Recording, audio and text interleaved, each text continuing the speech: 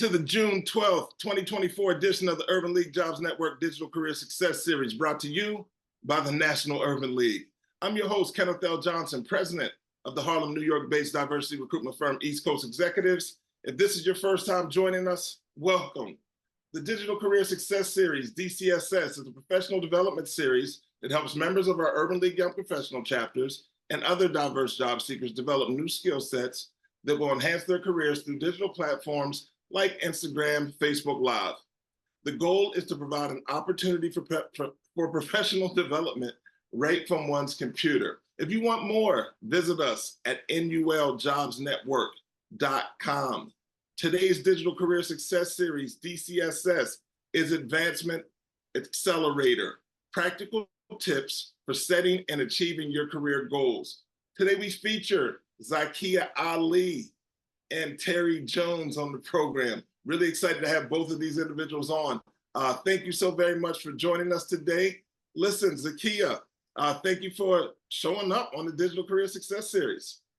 Excellent. Hello, everyone. Thank you for having me, National Urban League, and for inviting me, Ken. Happy to be here. Excited to share a little bit about my experience and some tips for today's session. Just suffice it to say, I've been in the workforce development and HR space for the better part of 20 years. And I've worked in both private sector for-profit companies. I've worked in nonprofit, higher education, and even city government in the city of Philadelphia. I also own a consulting business, so wide array of employment experiences. Happy to share my knowledge today.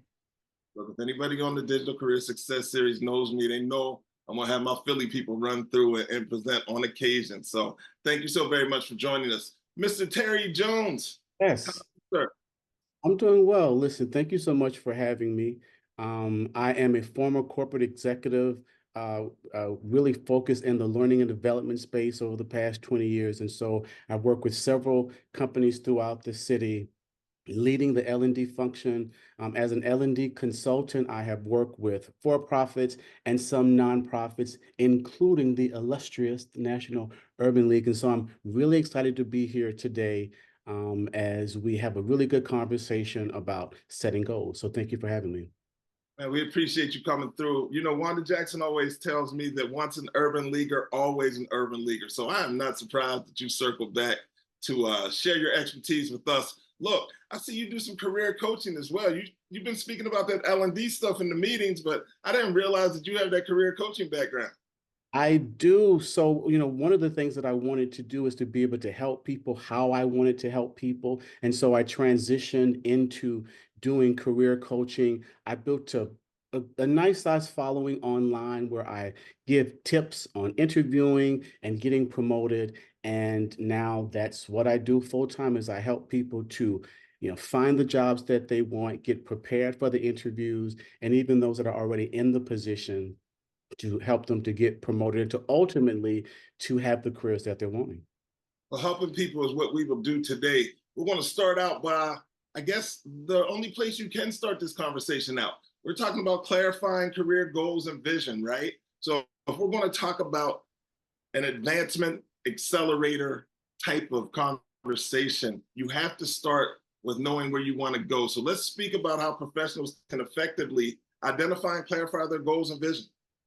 Zakia, any thoughts on your approach to individuals doing this actual task? Absolutely. Though I want to back up and really just start at the beginning. So when you're thinking about any sort of career goal or vision, it's highly important that you know your strengths, your skills, your talents, your abilities, and your own personality really well.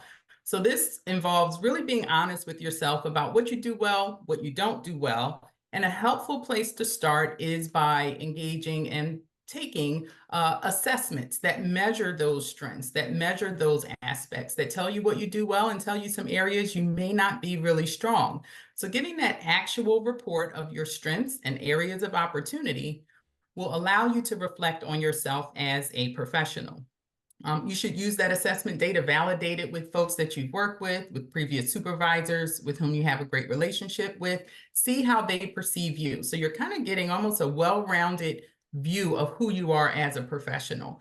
And then let that inform the types of research you do in terms of the positions you're looking for, the roles that you want to take on, and do those positions align with your strengths, your skills, and your attributes? And then really see, is this the type of work I can do day after day, week after week, month after month? Because it's going to be kind of a long haul to really build yourself in a particular role. So I would say start there, but certainly interested in your thoughts, Terry.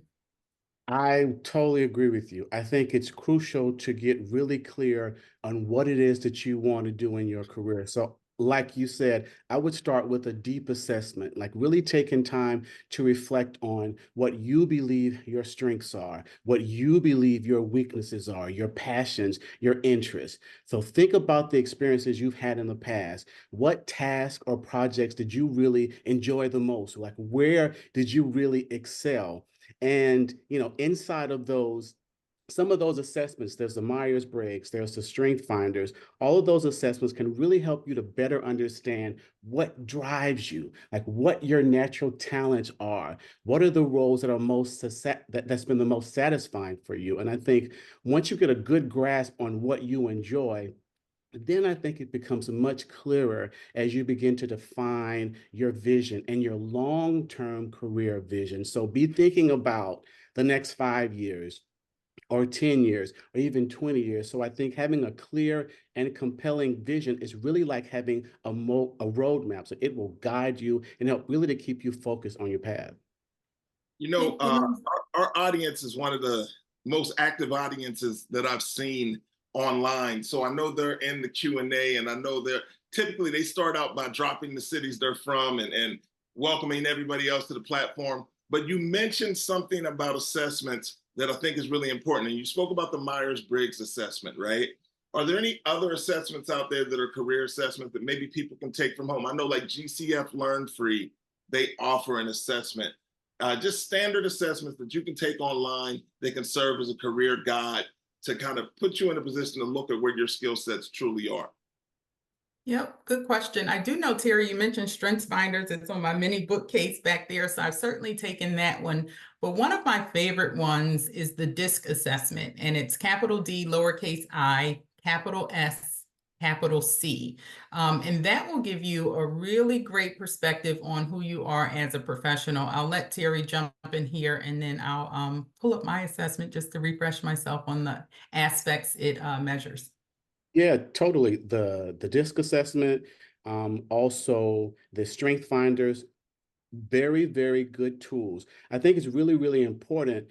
So we say the term assessments, but it's important for people to recognize it really keeps you from most assessments, they keep you from having to have to start at zero. So these are really useful tools that really help to propel you forward and can really, really be useful because ultimately I tell people, you want to spend some time with yourself and figuring out what it is that you're wanting to do. But it's really helpful in utilizing some of these assessments because these are, scientific tools that can just really be helpful as you are positioning yourself in all of the goals that you're wanting to accomplish. And I like that. I appreciate that. Listen, so I was looking at something online. It was probably on Instagram, and this gentleman was saying that he was speaking about what we're getting ready to talk about, aligning your career goals to your life's passion, right? And he said, yeah, but everybody that tells you that made their money off of steel, right? Like it's all these people that made money in other places telling you to align your goals with your career goals, with your passion. And he's like, no, listen, find something that you do well, work from there, right? So let's talk about that. Is there a such thing as a dream job? What's the approach to identifying kind of from a career standpoint where it is that you want to go, and how important is it for that to be something that you're extremely passionate about? I love basketball, but I do this for a living, and I really, really enjoy this. But yeah, let's talk about it. Yeah, I think so. I also think it's important to understand that a dream job isn't just about a title or a company, right? So it's about finding a role that's aligned with who you are, your passions, your strengths, the very things that you actually value. So I think in addition to some of those assessment tools that we talked about earlier, I would start by asking yourself, what are the things that truly excite you? Like, what comes naturally to you? What do people seek you out for? What are those moments in your career where you felt the most fulfilled or you felt like you were the most productive? I think those things are really important cues or clues in helping you to figure out what a dream job for you might be. But I also think it's really hard for me to think about a dream job without thinking about my life and what I see as my life's purpose, right? And so I think that for some people, a dream job gives them access to their dream life. And so then the question that comes up for me is, well, then what does a fulfilled life actually look like? And I think that fulfillment can be found in actual meaningful work for some people, right? But for others, it's simply a resource. It simply helps you to provide the resources to give you access to the dream life outside of work. And so ultimately, I think a dream job should resonate with your personal values and really what you want out of your life. You know, during the pandemic, we saw a lot of people pivot from their traditional work environments into maybe passion projects and things of that nature. Some of the stats say that we see people coming back because financially the strain was a little too much for them, pursuing what it is that that pivot role was. How do we stay aligned in that? Like, what are the any tips on really getting people to focus in on maybe considering doing both? I think we found also that people's jobs got better when they start working remote. They didn't care that much. So maybe you two both spoke about being introverts, right? So maybe they just didn't like the work environment. They enjoyed the work. They just didn't like the work environment. Is that a possibility, Zakia? It is.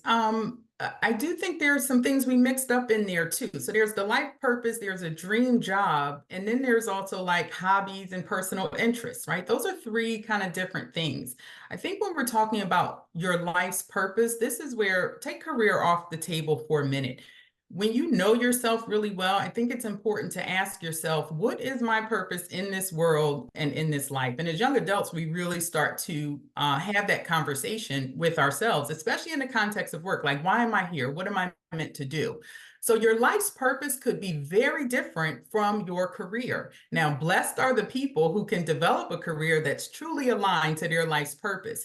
But is there such thing kind of as a dream job? I don't believe that. But I do think that we all have an aim and purpose for why we exist on this earth. And so, quick story, my mother by trade was a jewelry manufacturer, which required a great degree of artistry and skill, and she was wonderful at it. She sold handcrafted jewelry with my dad, brass, silver, and copper, all across this country and internationally.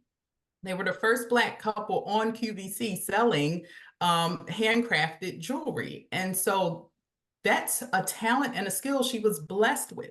Her life's purpose has been a bit different. She's impacted so many people. She does that real talk, meet people where they are, but from a place of truth and inspiration. The number of lives she's touched has been immeasurable. And the number of people that love her and reach out to her, I found amazing. That's her life's purpose. She doesn't get a dime for that in terms of her day-to-day job, but she's enriched in so many other ways. To Terry's point, she's now been able to live a life of comfort, of travel, of prosperity because she's given and tapped into her life's purpose. So in some ways you can kind of blend the two, but in some ways they're different. So let me get this. Are you saying you shouldn't align your career goals with your life purpose, or you should? Don't expect that. That may not happen. If we keep trying to do that, it may not necessarily fit.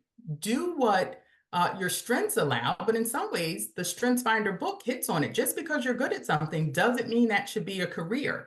It can be two different things. Blessed are the people where it is combined and you can do one. But for the majority of us, that may not be the case. We still need people to be delivery persons, trash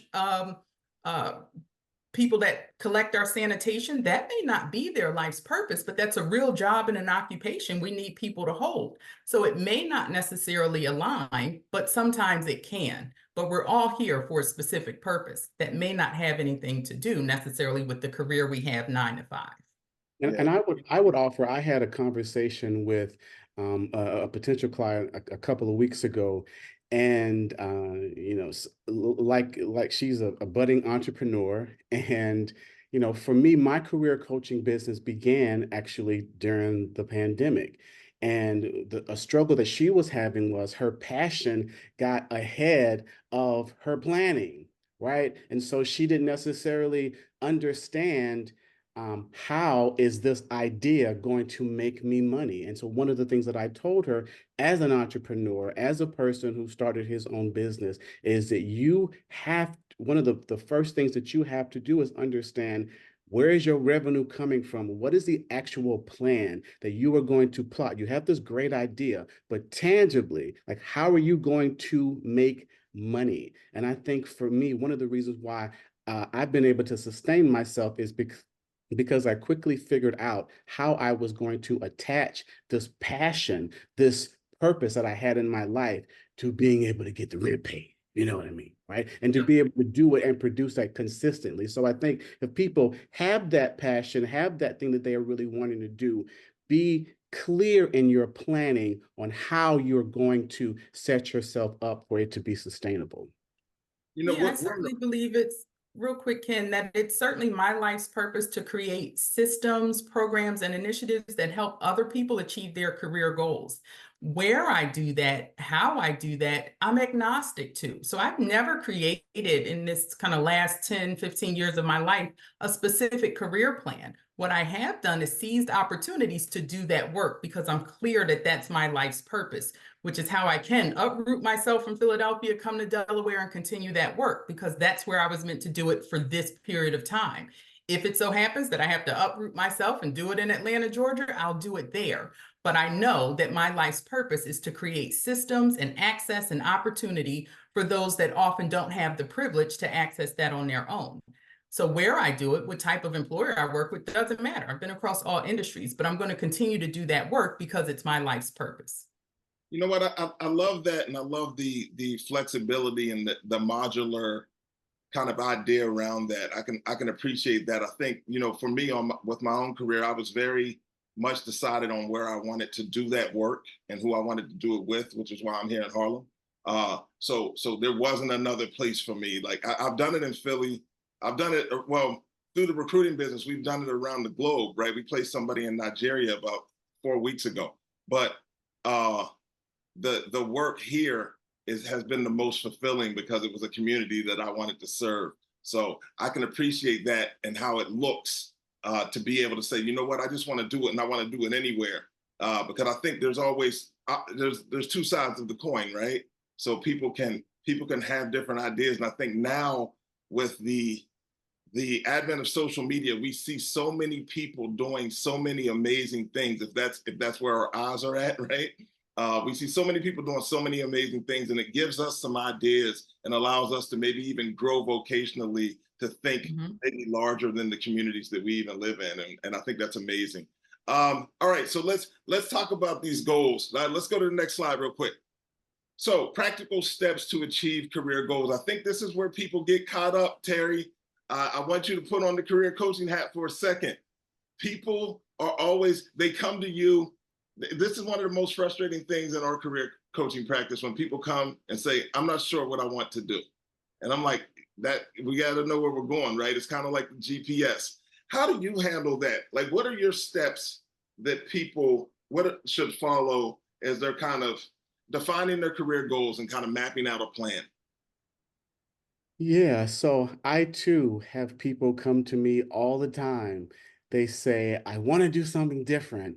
I don't know what that different is, but I know that I don't want to actually be doing this thing forever. And so I have something called the Career Changes Program. But I think achieving career goals, like, you really do have to be thinking in terms of like practical, technical steps. And so we've all heard it, right? Some people It sounds cliche, but it's really important, like setting SMART goals, goals that are specific, that are measurable, that are achievable, that are relevant, that are timely, right? And so instead of vague aspirations like, I want to be successful, make it plain, make it concrete. Like, for example, I want to become a project manager at ABC company within the next 2 years by completing a certification and gaining experience through working in smaller projects, right? So taking the time to break down these goals into smaller, manageable tasks, setting short-term milestones is really, really helpful in keeping you motivated, and it actually allows you to better sort of plot your progress. I also think that networking is another really important step. A large percentage of people actually get hired through referrals in networking rather just going online and just applying for jobs coldly, right? So always important to build and maintain a professional network. If you have mentors or if you want to seek out mentors or sponsors, they too can be really helpful in opening up doors for you. Are you taking advantage of the events in your specific area? Have you joined professional groups? Are you leveraging the conversation on social media, right? So your personal brand matters. So many people go to LinkedIn to just look for jobs versus going to LinkedIn to put in a stake that helps to define them and their level of expertise. So create a Google alert and all the main keywords in your industry so that when an article comes out, you grab that article, you throw it on LinkedIn, and you share your thoughts. And so really utilizing all of that, I think, is really, really helpful. But I think lastly, it's important. You want to make sure that you are resilient and you are adaptable, right? Because things are going to happen, because that's just the natural nature of things as you are progressing forward in your career. So always remember to keep a positive mindset. I think it's also really helpful. It's the Urban League Jobs Network Digital Career Success Series with Zakia Ali and Terry Jones. We're talking about advancing in your career, advancement accelerator. This is what it's all about. Zakia, practical steps to achieving your career goals. Terry was dropping gems all over the place here. He's taken us from just the thought process to being a thought leader on LinkedIn, all in one comment. So I can appreciate that. Anything you'd like to add to that conversation? There's so much we can unpack here. There's so much we can unpack. Hard cosign on everything Terry shared. I'll also add that, we're in the age and climate where affirmative action has been rolled back. And affirmative action was part and parcel of making sure that there is a level playing field for people of color, primarily African Americans who've been left behind. What I would say is that fair treatment in employment is still needed. On the worker side, it's important that you do two things: create that plan Terry talked about and execute that plan so that you establish a track record of wonderful career successes, accomplishments, and achievements in your education that will stack up against anyone you compete with for these great jobs that you go after. In my experience, people forget that employment is a competition. You never see the other 180 people that applied for that same job you applied for. How do you measure up against them? If you don't have any education beyond high school, if you're not volunteered on projects, if you don't have things that you can show tangibly that you've accomplished, that you've developed, that you've, as Terry said, broaden your network, write blogs, get out there and demonstrate that you are a professional in your industry, how do you measure up against the competition? Because there are a lot of other people that are doing that. So I would say create that plan and execute it. I hate hearing the term college is not for everyone. While I believe that, it doesn't go further. College may not be for everyone, but continuous education and learning is. What have you learned lately? What books do you read? What people do you connect with? How do you volunteer? How do you give back? How do you create that track record of career accomplishments? Your resume gets you an interview. The interview and highlighting all of your skills and capabilities and ways you measure up get you that job. And don't forget, while they're interviewing you to be a good fit, you need to be interviewing them too. And that agency and power you take back when you know that you're top talent. They should be calling you. I've been poached several times already in the current job I'm in. Hey, are you interested in this job? Want to relocate you out here?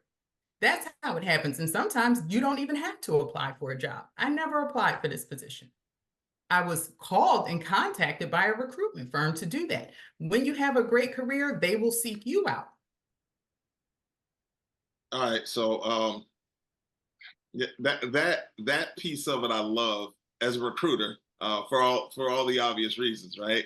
But I think it's important, as Terry. So what was the key for you? Do you think your work was speaking for itself, or were you active on different platforms like LinkedIn, kind of promoting the work that you're doing, being a thought leader in the space? Tell me how that worked for you, Zakia. Oh, for me. Oh, so I Well, thought you meant to Terry. so, Yeah, no, absolutely. I'll back up. I'll back up because you spoke about kind of being Yep. approached by a Yep. recruiter to end up in another place, but they had to find out about you and your work and believe that you were the right fit. And I just kind of want to know what you were doing to get on the radar of that actual. Yep. Perfect question. So, in some ways, to be very honest, I think I've only got maybe one or two jobs in my career through someone that I know.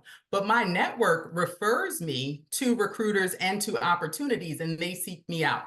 My profile on LinkedIn also speaks volumes to that as well. The other thing that I do to get to some of the roles and positions I've had is I never let myself get ruled out or kicked out of that employment process in the beginning in any way. It's not going to be through any fault of mine. I'm never late for an interview. I come with my stuff prepared. I've researched the company. I have questions I'm going to ask them. I have the stellar accomplishments to tout. And so this position I'm in now, I think it was about 7 interviews. I was there for all of them. So, Other people that may have canceled or didn't follow through, they're not in the running. So never let yourself get kicked out of the running, but let your network tout your accomplishments for you as well. I think that's an important part of this conversation because sometimes opportunities present themselves. They may not be the thing that you've aligned on your career goal sheet or your bucket list, but it may be a viable opportunity nonetheless. And I think it's important to be open to those conversations because you just never know what you don't know, right? So there's only one way to find out. Hey, listen, drop your questions in the Q&A. There will be a Q&A segment coming up in about 10 minutes, give or take. So we need questions. Drop your questions in the Q&A. Keep communicating in the chat. Terry, let's talk Yes. about it. What I was going to say is we keep talking about LinkedIn and in terms of, practical tips or practical steps, LinkedIn is such a powerful tool. And when you're thinking about where you want to be, you can literally find the person who is in the job at the company or companies that you want to work for. You can create a little chart or a graph and literally track that person's experience. Where did they go to school? What types of certifications do they have? How do they define their experience? Did they list where they actually went to an actual conference? You can find the person who had that job, who has that job, where they transitioned to after that particular job, right? So LinkedIn is one of those powerful tools where it really does exemplify using what you have to get what you want. So I just wanted to talk about that since we kept talking about LinkedIn and the power of the information that's there that you can practically use to help you to get from where you are to where you want to be. You know what? So let's talk about that, Terry. Let's stay here for a second and give people some advice. So there's a word count, and you need to connect with that person, right? So give me your brief LinkedIn request connect verbiage. Great. So I'll step back versus just giving you the verbiage. I'll set some parameters, right? Okay. You want to make your request to be, if you are in fact towards the beginning of your career and you want to connect with someone because let's say you actually do want a job, you never want to approach the conversation like, hey, this is what I need from you. It is always from a place of just being informational. Like I'm doing some research or I'm interested in this as a career, would love to know if would love to connect with you. You had some really great posts. And let's say, for example, you saw a post that was shared, mention the post in your connection or try to add value to the request in some way, shape, form, or fashion so that the person doesn't necessarily just feel as if you're trying to get something from them. I think that's really, really important when you are sending out those requests on LinkedIn. Love it. I love it. Yeah, I think, sometimes people get, and here's the thing, people always have to understand that others are on LinkedIn to network as well. I hear people say, well, they don't know me. I don't want to connect with them. How about if they don't accept my connection request? That happens. It happens.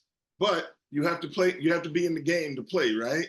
So definitely reach out. Definitely be confident in reaching out. And to Terry's point, if you can reach out, not asking for something, but offering something or maybe complimenting something, I think it goes a long way towards someone wanting to connect with you. I appreciate that. Zakia, so listen, we've shifted and drifted over to over to a LinkedIn conversation on career goals, but kind of bring us back to where we're speaking about navigating career challenges and setbacks. We all experience them. We all have them. We sit here on these platforms and I do this often and people talk about their successes, but sometimes I think we have to be honest and talk about, where we've had some challenges and setbacks and maybe how we bounce back from that. Yeah, absolutely. So if I went through the challenges and setbacks I had in my career, we'd be here all night. You've got to know that I've been through the ringer in a lot of it. But throughout all of that, I've learned something. One of the things I learned is that it's not personal. One of the books I have back there on the shelf is from Don Miguel Ruiz. It's the 4 Agreements. These are agreements you make with yourself. One of them says, don't take anything personally. That's true. It's business. If it wasn't me in that job that was being backstabbed or discriminated against, it might have been Ken. It might have been Terry. It wasn't personal, even though I was personally affected. So I've learned to separate my emotions from those career challenges and setbacks. Once I do that, then I can think intellectually, critically, knowledgeably about what I'm dealing with so that I can create a plan to address it and resolve it. There's not a problem on this earth that doesn't have a solution. And so once you depersonalize it, you can create a plan to address it. And know that there's something to learn in all of it about yourself, about other people, about the workplace, about your industry. It's always something to learn. Adapt. Leave toxic workplaces if you have to, create an exit plan and leave on your terms, but address all of those issues head on. Don't shy away from it. Who are we to not experience challenges? That's life. It's not fair. Deal with it. It's going to build resilience. It's going to give you some great coping skills because guess what? In the next job, it's going to be another set of challenges. But now you've built up a tool belt of how you deal with those things, whether they're interpersonal or organizational. But setbacks and challenges are going to come. How you deal with them says a lot about who you are as a professional. Totally. And I would even offer, and I think you alluded to this, but reframing how you view setbacks, right? So setbacks are not failures. If you choose to not see them as not being failures, they're learning opportunities, right? And so if you've been around anybody near a church, then you can probably finish this line. A setback is a what? Right. It's a setup for a comeback, right? So when you face a challenge, step back and assess the situation. What can I learn from this experience? How can this thing actually allow me to grow? And, then put a plan together, right? So I do think that that's really, really important in terms of how you see setbacks in large part can really be a huge determining factor in your experience during the setback. Can I also add one other thing, a sports related example to this? So a lot of times in sports, there are issues that come up, and that's why you have referees. So maybe in the workplace, those referees are the HR professionals, but there's always a rule book. And I think we often forget that there's a rule book for every employer and every workplace. Do you know your company's policies and procedures? Because that's supposed to be the objective standard by which everyone is measured in the organization to determine what's fair, what's right, what's wrong, what's not fair, and what recourse is available. As a professional and an employee, you're not at a complete disadvantage in terms of setbacks and challenges. There might be some things at your disposal to use to navigate those situations, but know the rule book and know the rules. I'll tell a story here, and it's related to something Terry said, and you as well, Zakia. So when I finished school, I knew I wanted to work in staffing and recruitment, right? And I thought it was a temporary staffing firm that I wanted to work for.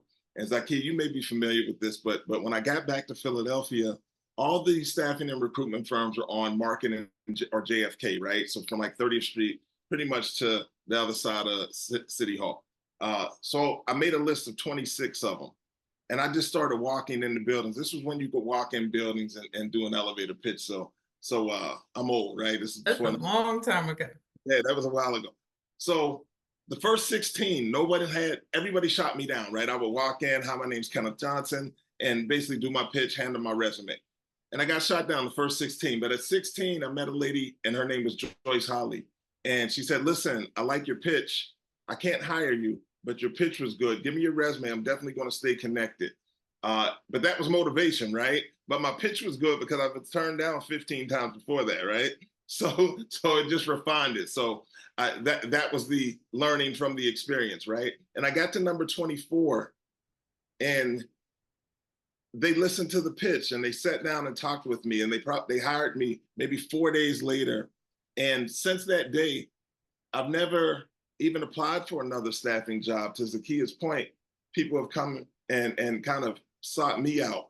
But that was what I needed to go through to kind of understand how bad I wanted it, right? So sometimes you have these challenges and setbacks, but that's just you proving that this is what you want to do and you're navigating that process through getting better through the defeat of it.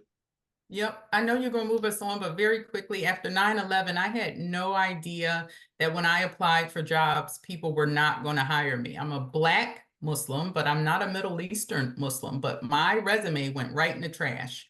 And it took an HR colleague, a HR connection to say, yeah, the discrimination is on, the backlash is on for anyone with a Muslim name. I couldn't get a job.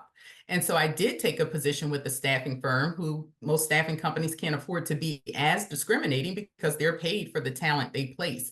But I took a position that I knew I was overqualified for and that paid less than I knew I was worth. But that position opened up so many doors for me. And so, again, thinking that we're better than something sometimes too can be a self-imposed ideology that keeps us from an opportunity that would be great. But don't let those setbacks and those 24 doors that were closed in your face make you give up. That 26th one could be the door. So Terry, as a career coach, what do you tell your clients in regards to just kind of, I guess, keeping them in the right mental space as they're looking to achieve career goals, but there's going to be, minor setbacks, challenges, what we're speaking about now. How do you keep them positive? What do you teach them regarding tools that they can use to just kind of stay in the game? So one of the things that I am intentional about doing is affirming them and acknowledging things that I see that they have simply diminished because they're not where they want to be, right? And so if during a job interview prep session, if they're constantly focused on what they feel as if they're not doing, I'm intentional about reminding them of all the things that they're doing right. Right. So they come to me frustrated because they've had, 10 interviews and no offers. I remind them, you've gotten 10 interviews. So that means that you have done a wonderful job at aligning your experience with the desires and the requirements of the roles. Not only that, you are choosing the right roles to actually apply for, because I work with people who aren't getting interviews, right? So I think it's reminding them of what's working. It's affirming them of what what knowledge they have that is going to ultimately help them. So that's been really critical for me in one-on-one sessions, or just as I give tips every day online, is just reminding people that if you choose to see it, which goes back to what I mentioned earlier about reframing your thoughts behind a setback. If you choose to see the glass as being half full, the glass is going to be half full. And so I also think balance, not being too hard on yourself, finding the things that keep you rejuvenated outside of work. Because one thing I know about people who are high achievers, they get really, really hard on themselves. And so, giving yourself grace, giving yourself a bit of compassion, all of those things I think could be really helpful. And we're getting ready to jump into the Q&A soon. But Zakia, I would be negligent if I didn't take this opportunity based on the work that you're doing and who you're doing it for, to not venture into the conversation about challenges, setbacks. You spoke about continuous learning. And right now, a lot of us are kind of looking ahead towards the future of work and trying to find our position in an AI influenced environment. Any advice for people regarding kind of what you believe things are going to look like and how people should prepare themselves for a changing workplace? Yeah, excellent question. There are two facets to that. The first one is that change is the only constant. So if you are fearful of technology, you're not going to survive in this economy or the workplace. You can't lead from a place of fear. No growth happens there. Things are going to change. And so how you adapt to that, again, is going to determine your success. And I think it's important to stay on top of the trends, the technology, and how it's impacting your workplace and your job and your career. If your employer asks for volunteers to test out technology, try it. If someone's using an Excel spreadsheet and has pivot tables and all these other things and you don't know how to do it, ask someone to show you. People are more than willing to teach you what they know. So seek out learning, read articles, and don't be fearful of change. It's here. It's always going to be here. Explore it.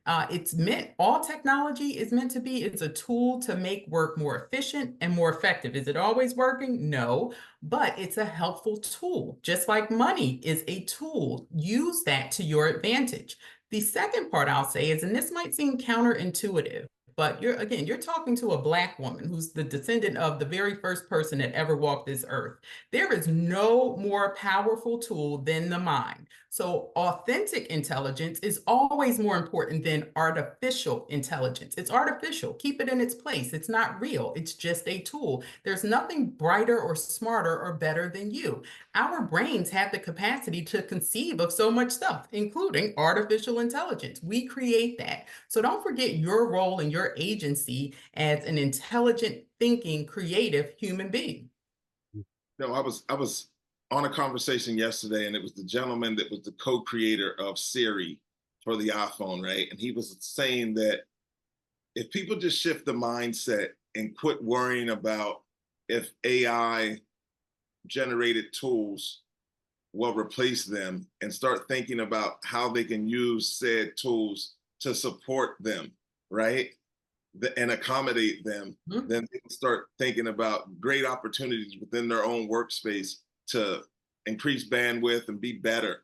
And I think that's really key. I think sometimes we're worrying about the wrong thing, and we need to maybe focus in on how we can use those tools to do a better job at the work that we do every day.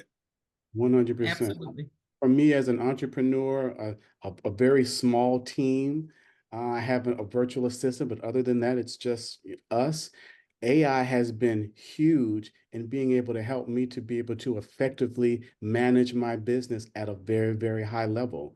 And so I think that when you're thinking in terms of like just the technology itself, embracing it is absolutely key. I'll give you a quick example.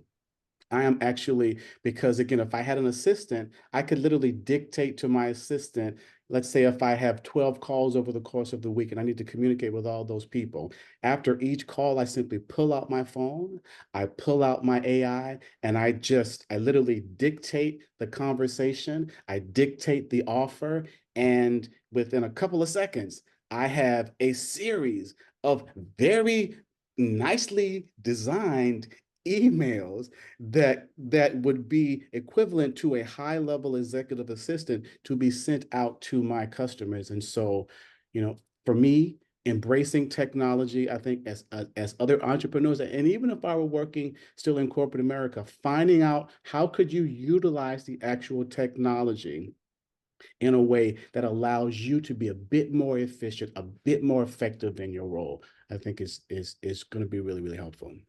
Definitely. We are going to jump into the Q&A segment right now. So we got a couple questions queued up here. I'm going to give both of you the opportunity to chime in on this. It's really interesting where the questions go. I always find this to be great. Like, we can talk about one thing, but somebody might have something on their mind and they're like, oh, this one's the one I'm going to get off. So do you think it's appropriate when work your business through your personal LinkedIn when you, let's see, hold on, when you are a business professional for a nonprofit organization? So basically, they have a LinkedIn account and they're pushing their personal business, but they also have a job.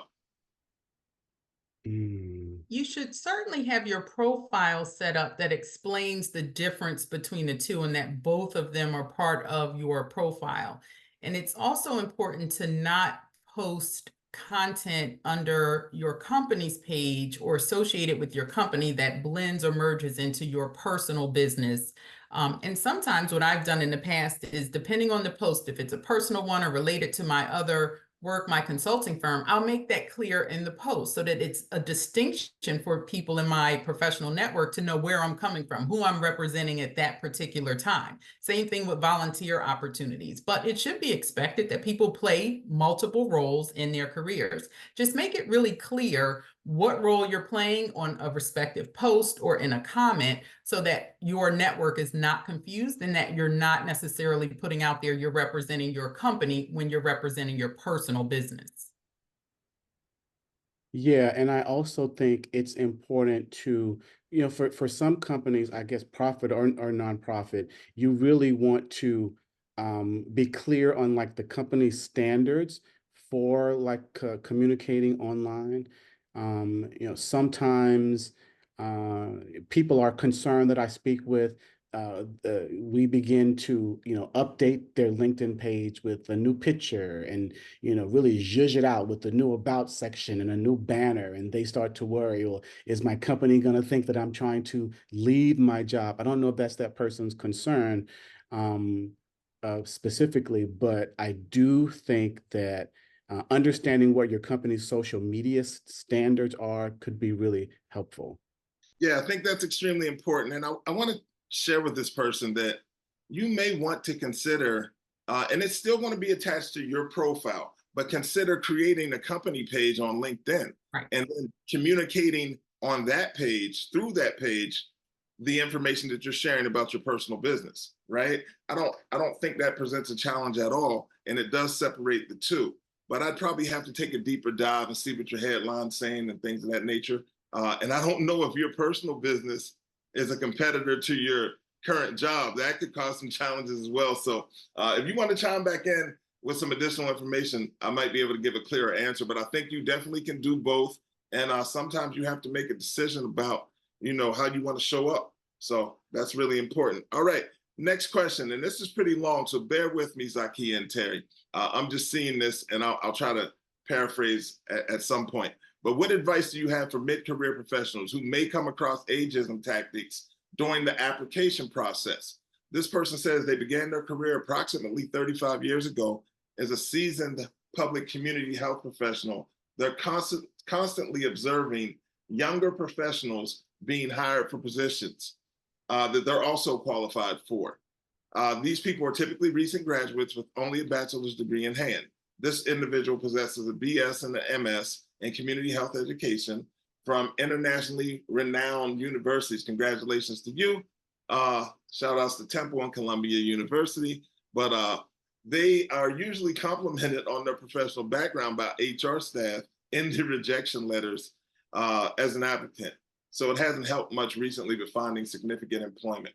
Long, lengthy, but I think we're skilled enough to navigate that and offer some valuable suggestions. Any thoughts on that, Zakia? Yeah, absolutely. I would say one, it might be helpful. Ageism is very real and age discrimination is very real. So validating that, it could be that in some instances. In other instances, maybe the types of positions you're applying for.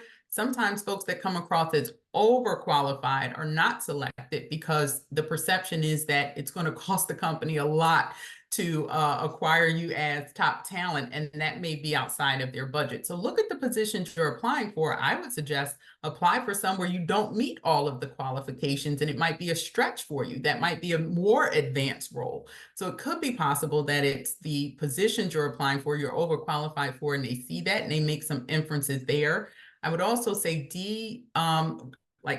scan your resume, and for the areas that might show your age, take that off. So while I can tell you all I've been in the industry 20 years, I don't put that on the resume. I just say experienced professional, right? And so try not to list like your high school. If you graduated in 87, don't put that on there. People can now easily see how old you are. So make sure that you're taking off those things on your resume that can convey your age. But Terry, I'm sure you want to jump in. Go ahead. Yeah, I was going to say the exact same thing. The practical, tactical stuff, looking through your actual resume, removing any dates. If by chance anyone that I work with, and we're revamping their resumes, I do encourage them to sort of not list experience after, let's say, 10 or 12 years, because most people are looking, most recruiters and companies are looking at your most relevant experience. And so, the thought process, I think, for many people is, especially if you've been at one place for 35 years, your thought process is, I have all of this experience. It's clear that I know what I'm doing. And that actually is true. You do know what you're doing. But I think that you are looking at the job description and before applying, and you're saying, oh, I know I can do that job. But the recruiters, they're looking at the job description and they're saying, I want the perfect person for this particular job. And so while you could actually perform the functions of this particular role, right, because you have so much experience in that particular area, they might be looking for a person with a very specific type of experience, and you may not necessarily fit the bill there. But again, to Zakia's point, ageism is an actual real thing. But I do think sort of, again, taking all dates off of your resume and just being very clear and specific that the roles that you are targeting are sort of on your level, and that you are critically doing an analysis between the job description and your resume, saying, hey, while I know I can do this job with my eyes closed, do I appear to be the ideal person for this particular role? I think asking yourself that question is important. No, but I'm going to chime in here. So I'm going to suggest that you watch. I did a webinar for Indeed a couple years ago, and it was called Beat the Bias, and it was around ageism, right? So it's a whole webinar. You can find it on the Indeed platform, Beat the Bias, Kenneth L. Johnson. And I think you'll find some valuable tips there. What I'm going to suggest to you is that, and I think adjusting your resume is great, and you need to do that anyway. That needs to be a document that's a living, breathing document, and you should make sure it's consistent with what you have on LinkedIn. However, it sounds like you need to take Terry's tip from before and start networking. You need to do some internal networking, because you need a sponsor within that organization that's going to support you in your efforts to advance and get other job opportunities, right? That's going to be your quickest and straightest line to a career opportunity. Now, that person may not be your direct report, right? But it's someone within the organization that wields a little power. You've been there for 35 years. You've probably built some great relationships. And I'm also going to encourage you to start speaking in the framework of being a learner. Sometimes when we're at a place for 35 years, we do know a lot, but we bring that arrogance into the interview setting. And they don't want to hear that. This person that's making the hire might not want to work with their parents. They might not want you telling them what to do. But if you come in and say, hey, look, I'm looking to learn from you. I see how you've moved around within the organization. You're using some tools that I'm not familiar with. I have I have a wealth of knowledge about kind of the way we do business, but I'd also like to learn kind of how we can do it better, how we may be able to streamline that. And I think you bring some of that to the table. We could be a perfect match. I'm really looking to learn. Like, you're going to have to maybe approach this differently. And sometimes you can do that through someone supporting what it is that you're looking to do within an organization. And that person might not be the person you report to. So I hope that offers some great advice. Listen, We've had a blast today. I'm going to take this opportunity right now to thank our panelists, Zakia Ali, Philly in the building, Terry Jones. What I'd like to do, you guys, do you have any closing remarks that you'd like to offer to our Digital Career Success Series audience? I would say, in terms of like your career goals, I'm an avid believer of making it plain, putting it on paper. It's oftentimes people talk about what it is that they want to do, and it's great, right? It's an excellent starting point to know what you're wanting to do. But as a learning professional and a person who's a bit tactical, putting it on paper holds you responsible for what you're saying that you're wanting. And so I think if I could offer some advice, it would be to turn your goal into something real, a real plan that you can actually actualize. Utilize many of the resources that we talked about today, but ultimately to make it real for you. Yep, I would close out with kind of two things. One, own your own career development. Don't wait for somebody else to do it for you. Not your manager, not your spouse, not your friends. They're not going to do it. Own your own career development. You're the CEO of your career. If your career is failing, you're the CEO. If it's succeeding, you're the CEO. The other piece that I would add in addition to that is kind of be disciplined. Again, don't forget to create that plan, execute that plan, and remember it's a competition. So all employment is a competition. Don't get ruled out in that hiring process. Put your very best foot forward and compete. And don't be afraid to talk money with people. That's why we work. So know your bottom line. I know we didn't get into a lot of that today, but negotiating salary is very important. And utilize all of the resources available at your company. If your company offers tuition reimbursement, utilize it. If they're sending people to a conference, utilize it. Networking internally in your company is helpful too. Use all the resources at your disposal to become the best professional you can be. The word professional means profess. What do you profess you can do? And that resume better back up all of what you profess. I love it. Talk that talk right there. And you brought the salary piece into it as well. Yeah, money's important. Opportunity is great as well. Listen, for people that want to stay connected and in touch with our panelists today, I'd like to offer you the opportunity to do that. If you want to stay in touch with Zakia Ali, Tech Council of Delaware is a good place to find her. Doing great work over there, I might add. She has a website at the Tech Council of Delaware as well. You can catch her on LinkedIn. She does respond and reply. I've reached out to her over there and tapped in. Also on IG, Tech Council of Delaware. You see the way she's merging that personal and professional. I love the way you're doing it. But sometimes when you've proven yourself to be a professional, you profess to do that. You can use those things as well as your own personal brand. Zakia, I appreciate you. All right, if you're looking to stay connected with Mr. Terry Jones, you can come to Harlem. He's out here. Or you could go to Terry Jones, trainerterry.com. And I believe he is also really active on LinkedIn. He's the one that brought LinkedIn to this conversation. He stays on LinkedIn, supporting and helping not only job seekers, but clients that are interested in kind of leveling up their professional presence. So please stay connected with Terry. He's on Instagram. He's on Facebook, doing amazing things. I thank you so very much for joining us today, sir. Thank you for having me. If you want to stay connected with me, eastcoastexecutives.com is where you can do it. I'm on Instagram occasionally, but LinkedIn is the place that I call home. So if you want to lock in with me, please. I typically get invites after every show, so I better get some invites today. And you better reach out to Terry and Zakia as well. We bring these people on to be a resource, not just today, but for the rest of your career journey. Listen, we do this again in 2 weeks. June 26th, man, that actually scared me when I saw that there. June 26th already, it's getting ready to be the 4th of July. Teamwork tactics, strategies for creating and managing high performance teams. It's the Urban League Jobs Network Digital Career Success Series. I'll be back. We got 2 great guests.